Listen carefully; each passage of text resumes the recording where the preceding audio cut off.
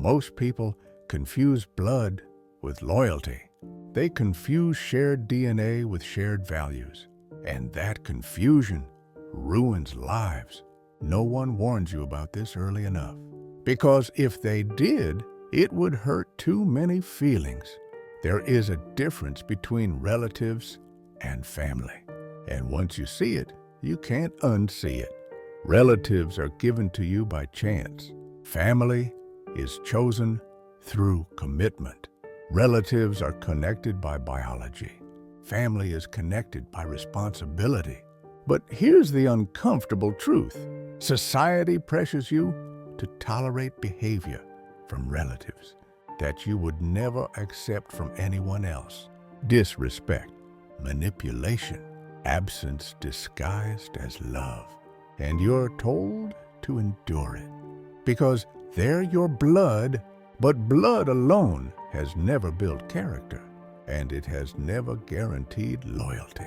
Ancient philosophers understood something modern culture avoids. The Stoics believed that virtue, not proximity, defines worth. Aristotle said, true friendship is built on shared values, not convenience. Yet today, we're taught to protect family titles. Instead of family behavior, we celebrate the idea of family while ignoring the reality of who actually shows up. Some relatives will only appear at 3 moments in your life: when you succeed, when you fail, and when you're no longer here to defend yourself. They'll show up at your funeral and speak as if they knew you deeply. But family knows you while you're alive. They see your growth. They witness your struggle. They stay when there is nothing to gain. Family is presence, not appearance. This is where it gets uncomfortable. You can share a last name with someone who has no interest in your well-being, and you can share no blood at all with someone who would protect you without hesitation.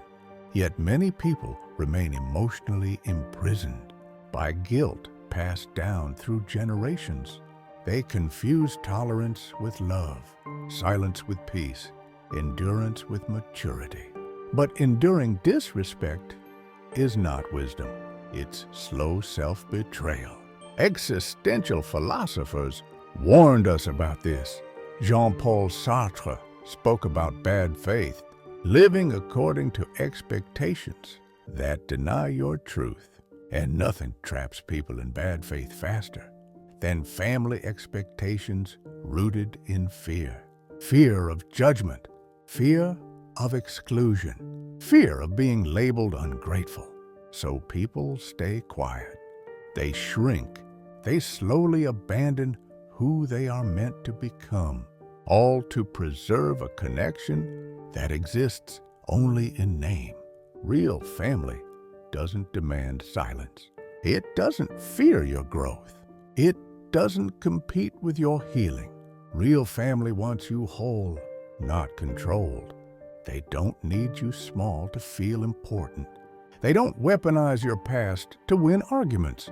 They don't disappear when life gets difficult. Family holds you accountable without humiliating you. That's rare, and that's why it's precious. Here's what no one tells you. You are allowed to outgrow people, even relatives. You are allowed to protect your peace, even if it offends tradition. You are allowed to choose distance when closeness costs your soul. Boundaries are not betrayal.